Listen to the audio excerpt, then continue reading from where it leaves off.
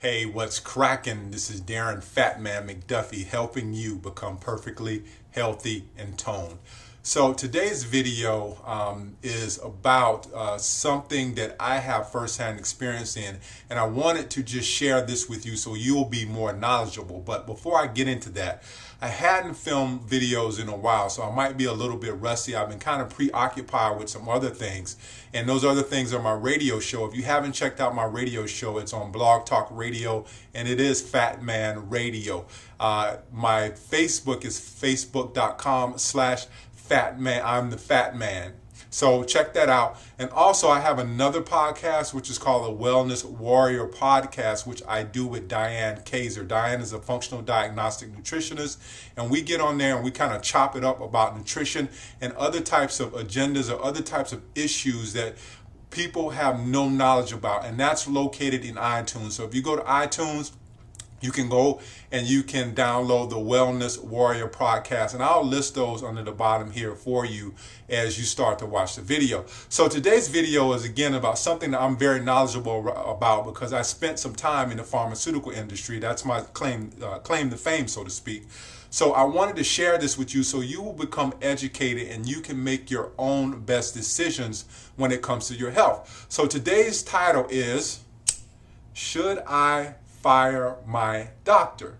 And so this is something that people ask all the time, or people have a problem with. They think it's very complex, but to me it's very, very simple, and I'll explain to you. And I developed an acronym around the word fire that will actually help you to know, should you quit your doctor, should you go to another doctor or see someone else.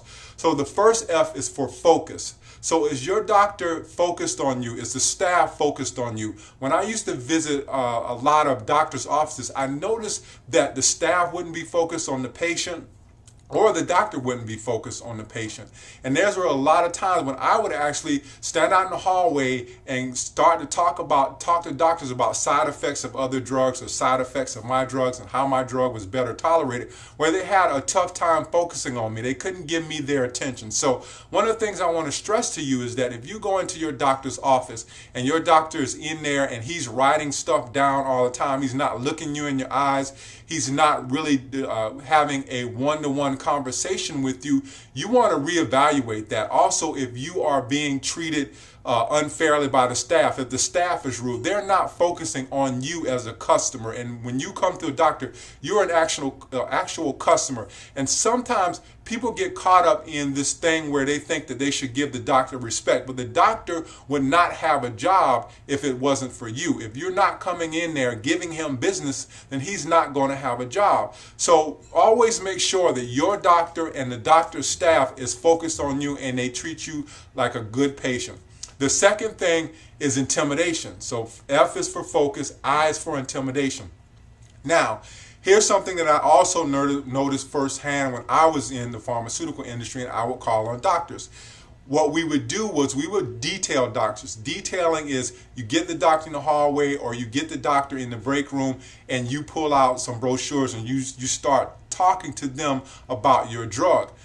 And one of the things that I always like to do was just pose questions to the doctor. I said, hey, doc, if someone comes in with this type of bacterial infection, what type of antibiotic are you going to use? And I would just challenge the doctors. And one thing that I noticed about doctors is some doctors don't like to be challenged. They think that they're high up on a pedestal and they don't like to be challenged. So if you go in as an educated patient and you're asking questions and you seem to think that your doc is getting a little bit intimidated or defensive, if he gets defensive, like if you back a dog into a corner and he comes out fighting, then you know that you've intimidated your doctor because you become an educated patient. And the best thing that you can do is to become educated, because you know that when you go in there, you ask the doctor the appropriate questions. You ask the doctor, what are the side effects of these drugs? And many doctors don't know that. It was up to me as a pharmaceutical rep to always tell doctors that, you know, these side effects of different drugs that I was competing against, and a lot of doctors didn't know that, and a lot of doctors would just walk away. They just turn a blind ear to it because everybody was coming there all day telling them the same thing. So a lot of doctors aren't used to that. So if you ask a doctor a question and he becomes intimidated by that question or defensive by that question, that's how you know that you need to find another doc, because as a patient, you are of the utmost importance, and you have the right to ask questions because these things are going on with your body. The second thing is R. R is for results. Are you getting the results? Do you have to go back time and time and time again? I know sometimes people get bad bacterial infections, people get bad infections in general, and they are going back and forth because the doctor is titrating their dose. You have people that are out here that have thyroid problems that are constantly going up in doses of Synthroid and Levoxyl and all these other medications, and they're not getting the results. They're getting worse and worse and feeling more exhausted. So are you getting the results for your doctor? Can he do more than just prescribe a drug for you or offer surgery to you? So that's R, and R is for results. Now the last thing is evaluation, and this is something I can speak from personal experience.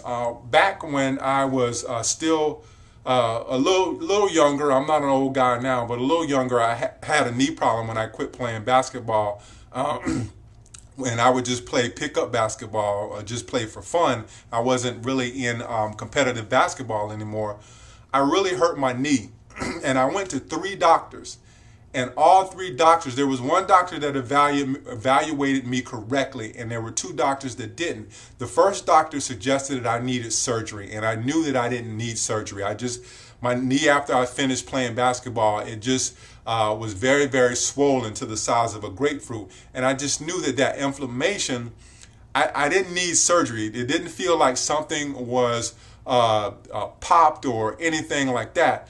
But when I went to the doctor, he said, well, we need to get you into surgery right away. And I'm like, look, doc, I said, I'm going to get a second opinion.